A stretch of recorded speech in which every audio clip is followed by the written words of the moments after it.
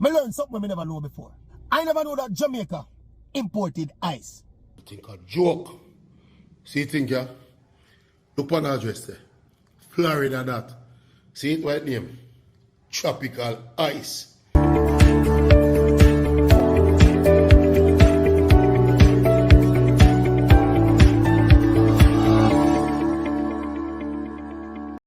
Hello, JPU family. Welcome to another episode of Jamaica Politics Uncovered. Guys, today we're going to put this ice importation situation to rest. Ever since this man here came out a few days ago talking about he didn't know that Jamaica imported ice. Oh my gosh, the sky is falling. The government of Jamaica import ice. And oh my gosh, the political operatives had a field day. You can see under his video here on TikTok where people are saying, what a worthless government, what an embarrassing thing, the land of wood and water, and we are importing ice. It also caused confusion. This woman here, she used to be a Peter Bunting supporter, then she's supporting the JLP now. And you see what she has to right here. So one fool makes many, asking one question to comrade bloggers. Don't you people have access to PNP hierarchy to ask them questions? If so, you all would not be running around like idiots with bullcrap. Ice is not being imported to Jamaica. The plastic bag is made in America and the bag was being imported and has been using from PNP was in power. So guys, you don't know when the thing get that confusing, JPU have to come out and come say something. Now what caused the confusion is that this man here, Oral Tracy, him come out, come talk, say him never know say Jamaica imported ice. But him never come out and come tell the people them why Jamaica is importing ice. And you see, when we blog and vlog, we have to do it responsibly. That way we don't cause confusion in the country. Now, here is the truth. Yes, Jamaica is importing ice. Why? In late November, the Pure National Factory, Jamaica's major ice manufacturer and distributor, suffered significant damage in a fire. For those who don't know, Pure National is a leading provider of premium ice and water products in Jamaica. According to Pure National CEO, they suffered significant losses to their infrastructure, 90%, and they were actively working to restore operations and anticipated a full return to production by mid-2025. So this is why there has been importation of ice to the island, which is expected to supply Jamaica for the next 6 months. Because as we said, Pure National is the country's main supplier of ice and water products. It appears to me that when people hear about ice importation, they're only thinking about a little bag of ice where you can freeze in your yard. No, ice is used on larger scales sometimes. For example, people who are involved in nightlife and parties and entertainment. Jamaica is a big party capital, big entertainment capital. 7 nights a week, something always a keep. You have deer rave events and them something there. You have gas stations, supermarket who sell ice on a larger scale. It appears to me that what caused this confusion and this outrage by this man here, I never know so Jamaica import ice, the government vote list, the government this, the government that, is because these people are not informed. And when they are not informed and they fail to inform themselves, they come out and spread all kind of fear and outrage and this and that. You see, once me see a story, guys, before I come out here and relay that story to you, as a person who bring you information, I have a responsibility to make sure I investigate before I come and say something to you. Which is what I did now. Because at days now, people are sending me things that say, so the government's import ice and we are import ice. Or if we are import ice and them send this man video, come give me. I took some time to look into it first before I responded and publicly commented on it, which is what this man should have done. Anyway, I'm always happy to bring clarity to situations. So here it is. Jamaica is importing ice and will do so for the next few months while Pure National get their factory back together after they suffered major significant losses in a fire that took place last month. Meanwhile, in other news, guys, Trinidad and Tobago has declared a state of emergency, guys. There's high crime, high rates of homicide going on over there, which has now put the country into a state of emergency. You can see here where it says President Christine Carla Kangaloo issued the declaration on the advice of the Prime Minister, Mr. Keith Rowley, who had been under pressure, growing pressure to take action over the worsening crime figures. The Twin Island Republic has one of the highest homicide rates in Latin America and the Caribbean, with a record murder tally of more than 620 this year so far in a population of 1.5 million people. That is about half the size of Jamaica. Under the state of emergency, police will have the authority to arrest people on suspicion of involvement in crimes. They will also have the power to search and enter both public and private premises as necessary. Meanwhile, in Jamaica, due to its states of emergencies and its zones of operation, these strategies have decreased homicides, especially significantly. That is a fact. You will have political operatives who will say, no, it is not so. Don't listen to them, guys. It is true, 100% true.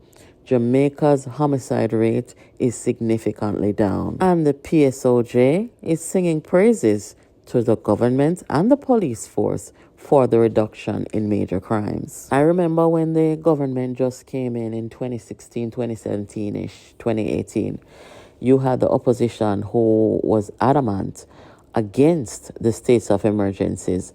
And when I say the opposition, let me just correct that. It wasn't so much the opposition as it was Peter Bunting and Mark Golding.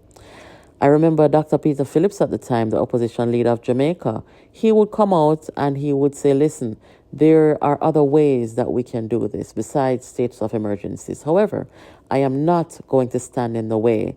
I am not going to oppose you declaring a state of emergency. He would say that in Parliament every time the government of Jamaica come to the Parliament and propose another or a repeat of a state of emergency where there is an upsurge in homicide or gang activities. An opposition must never under any circumstance try to get in the way of national security measures to protect the nation wherever there's a threat to the people of that country. Yes, there's still crime in Jamaica, but those measures that were implemented, states of emergencies, I think it was like 4 or 5 of them, zones of special operations. To an extent, we can say that they worked with consistency and diligence from our men and women in uniforms. I wish to see the continuation of decreased crime in Jamaica, especially homicides, and a dismantling of the organized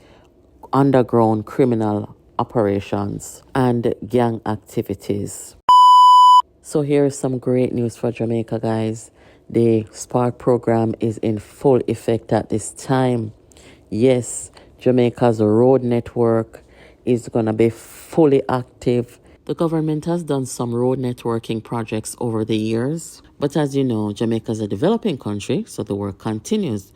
Also, in recent times, we've seen the effects of climate change on our old outdated roads and other infrastructure. Guys, hear what the Prime Minister has to say about this Spark program and the launch of it. A first world road network that will ensure that everybody can cross it, right? You won't ever hear a part of Jamaica, major part of Jamaica, an entire parish cut off because a bridge went down and nobody could cross it. You're not going to have that again. Everybody in Jamaica will be connected. Then below that, within your townships and major areas, we're going to improve the quality of road so that everybody who uses the road for the productive purposes can drive on good road surfaces. And then below that now, for communities and residences and just recreation, you will have as well drivable roads. The government has a plan, the government has the capability, But more importantly, the government has managed the economy.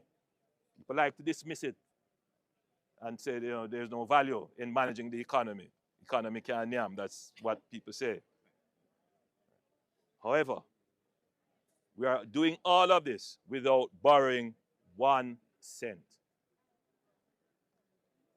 That counts for something. Not $1 is being borrowed to do this. Not $1. And we are managing the economy in such a way that we don't have to ask you for any more taxes to do this. If you take that management of the economy away, all of what I have described and what we're going to do goes away. So it's very important that Jamaicans make the connection that the pothole can't be fixed unless the economy is properly managed. Otherwise, you have to borrow it, then you pay debt, and to pay debt, you have to pay more taxes, and you get into this vicious cycle which we were 10 years ago. Maintain this virtuous cycle. Good economy, good government programs, effective execution of projects, build a capital stock, increase your productive capacity, increase the revenues that we get, not through increased taxes, but through increased output. And we spend on our roads again, and we get into what is called the virtuous cycle. So Jamaica is now at that point where we have a virtuous cycle. Good economy, good government, good project execution, increased capacity, increased revenues, more projects, more growth. That's the future for Jamaica. God bless you all. Happy New Year when it comes. Smooth drive. Because the Spark program is a national program, you are not likely to find a road being dissected in its rehabilitation simply because the border stops it. So because it's a national program and it is designed to ensure that we have a network of roads where the roads cross borders or are borders themselves, we will ensure that the entirety of the road is done, that there is collaboration between the political representatives and the communities to ensure that the national interest is served. So the takeaway first is that the Spark program is a national program. Though it is constituency executed, it's a national program, and it is a program designed to ensure that Jamaica's road network is in the best state. The Spark program, however, is divided into two elements. The element that we are launching today is the community road element. Meaning, when we say community roads, they could be parish council roads, they could be roads in housing schemes, meaning subdivisions, or roads that are not considered main roads under the NWA Act. Now, how community roads are chosen is precisely that, the community. This road went through a process of consultation. Each constituency was required to hold a consultation where interested members of the public could come and voice their concerns. My constituency held the last consultation, and I faced my constituents who made their demands, their recommendations, and their requests regarding roads, and we created a long list, call it that. Now, from the long list, the Member of Parliament, the NWA, the councillors, and other interested parties would go through, and we come up with a short list. Now, not every road on the long list can be repaired. So the roads that we're going to be repairing first are the roads that, first of all, require the least intervention, meaning that there are some roads that will require massive retaining walls, will require the laying of pipes, big water mains. We may have to acquire land. And so those things, elongate the process. And if we were to take a road that requires all of that, then we probably won't start until another year. So we're starting with the roads that are easiest to rehabilitate.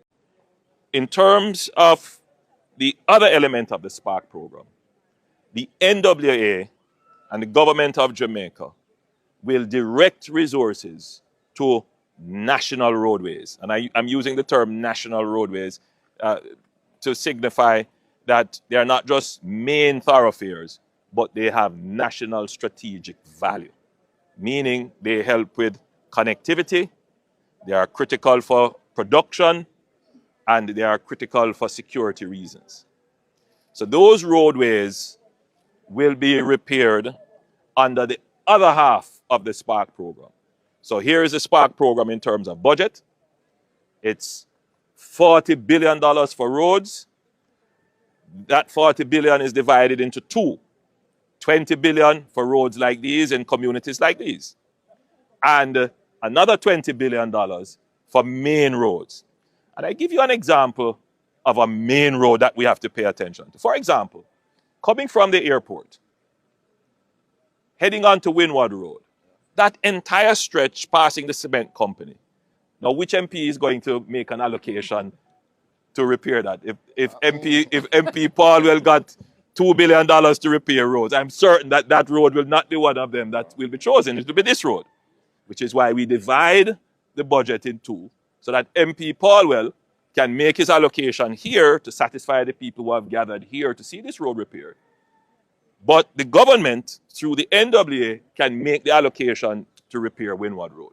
And that is why the program is designed the way it is. So you have an MP-driven, community-driven element of the program, and then you have a national part of the program.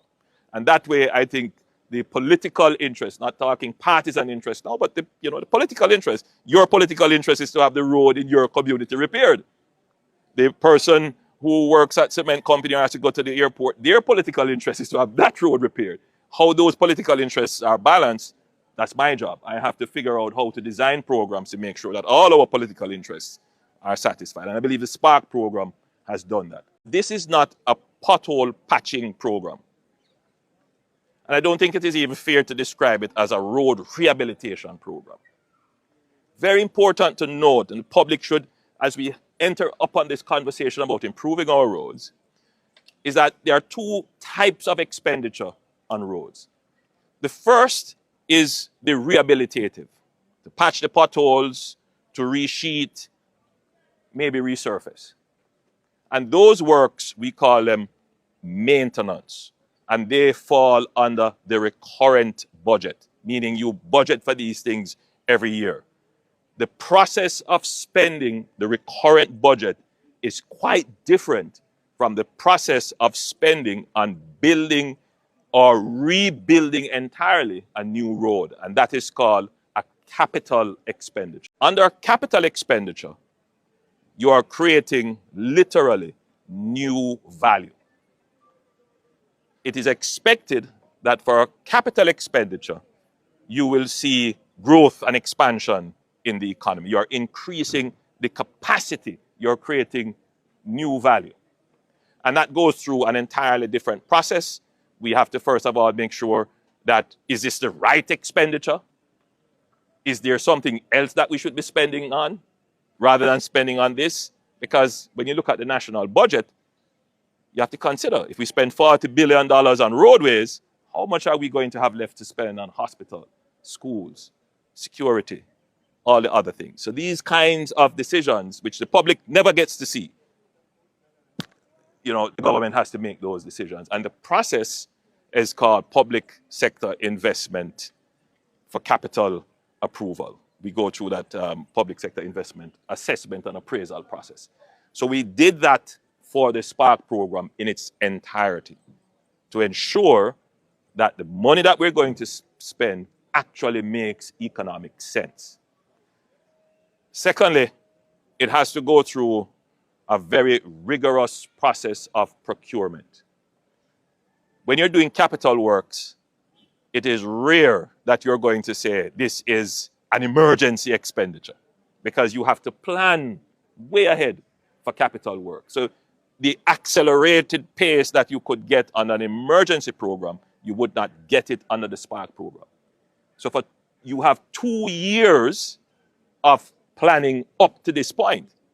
From we announced the program in Parliament to doing all the planning work, all the public investment assessment work, and all the procurement work, and all the contracting work, for me to stand here today was just over 2 years. Public is not going to appreciate that, and I can understand if every day you're dropping into pothole, you wake up in the morning and you look and this is your road, you're going to be upset. You don't care about what process we have to go through to get the road. You are listening to Jamaica Politics Uncovered. Make sure you're subscribed. You have your notification on. You're liking, sharing, and commenting on our videos. Guys, be sure to tune in to our live broadcast over here. Invite your friends there. Make them come subscribe too. Thank you for watching, and I'll catch you in the next video.